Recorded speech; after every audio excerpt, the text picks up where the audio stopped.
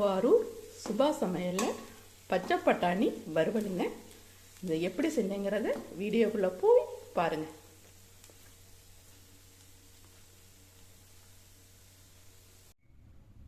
பச்சை பட்டாணி வறுவல் செய்கிறதுக்காக 1/4 கிலோ எடுத்திருக்கேன்.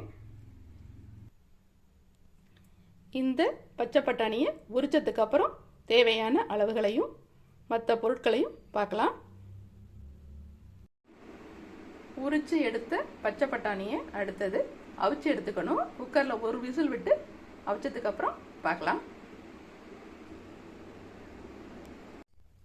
குக்கரில் இந்த அளவுக்கு உப்பு போட்டு ஒரு 1/2 கிளாஸ் தண்ணி ஊற்றி வேக வச்சுக்கலாம்.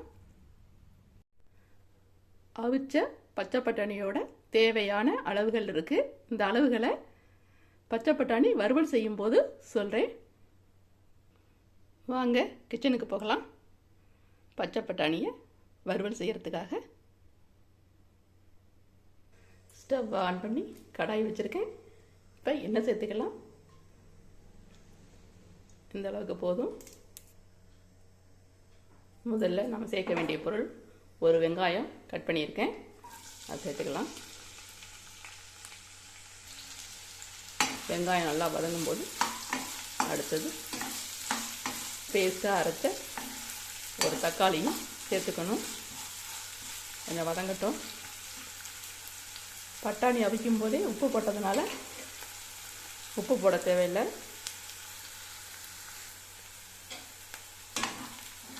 வெங்காயம் பாதி வதங்கின ஸ்டேஜில் அரைச்சி வச்ச தக்காளி சேர்க்க போகிறோம்.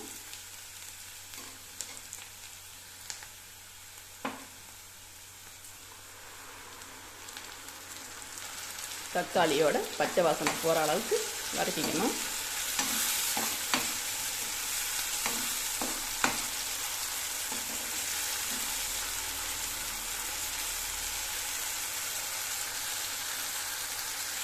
ரெண்டும் வதங்கும் போது இஞ்சி பூண்டு பேஸ்ட்,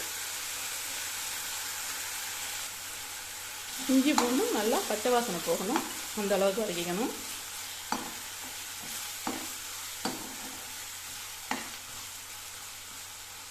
அடுத்தது ஒரு கொத்து கருவேப்பிலையும் சேர்த்துடலாம்.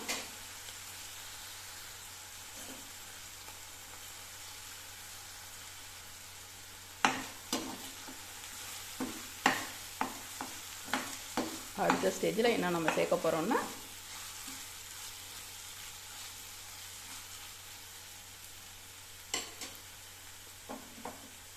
மிளகாத்தூள் 3/4 டீஸ்பூன், மல்லித்தூள் 1/2 டீஸ்பூன்.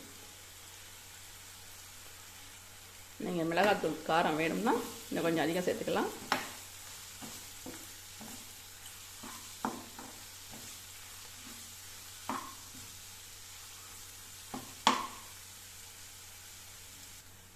அடுத்த ஸ்டேஜில் என்ன நம்ம சேர்க்க போகிறோம்னா அவிச்சு வச்ச பச்சை பட்டாணி. இந்த அவிச்ச தண்ணியே போதும், தண்ணி எதுவும் சேர்க்க வேண்டியதில்லை. சமையலோட பேசிக் தெரியணும்னா திருவாரூர் சுபா சமையலை சப்ஸ்கிரைப் பண்ணிக்கோங்க. உங்கள் ஃப்ரெண்ட்ஸுக்கும் உறவினர்களுக்கும் ஷேர் பண்ணுங்கள். ஏன்னா தான் பெற்ற இன்பம் மற்றவரும் பெற வேண்டும் இல்லையா?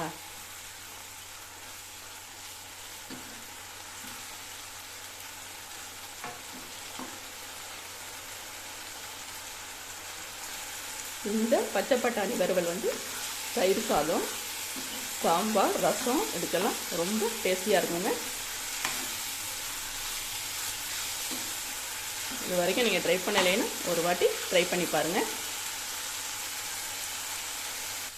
அடுத்தது தண்ணி சுண்டிடுச்சு. இந்த ஸ்டேஜில் நம்ம என்ன சேர்க்க போகிறோம்னா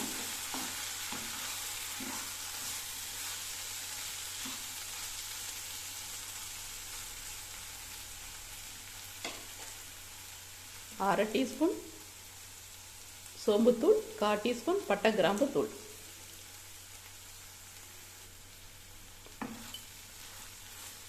வறுவல்னாலே பசங்களுக்கு ரொம்ப பிடிக்குங்க. எந்த பொருளுமே வறுவல் தான் சாப்பிடுவாங்க.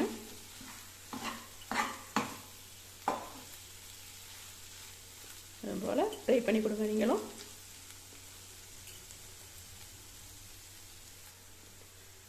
பச்சை பட்டாணி வாங்கும்போது உரிச்சதாக பார்த்து வாங்காமல் காயாக வாங்கி உரித்து எடுத்துக்கோங்க.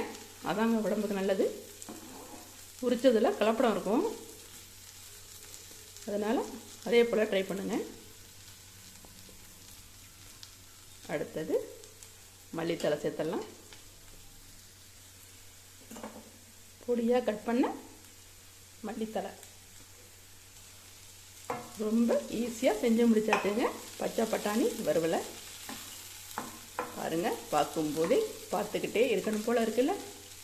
சாப்பாட்டில் சேர்த்து சாப்பிடும்போது சாப்பிட்டுக்கிட்டே இருக்கணும் போல் இருக்குங்க. இதை அப்படியே வேறு பாத்திரத்துக்கு ட்ரான்ஸ்ஃபர் பண்ணிடலாங்க.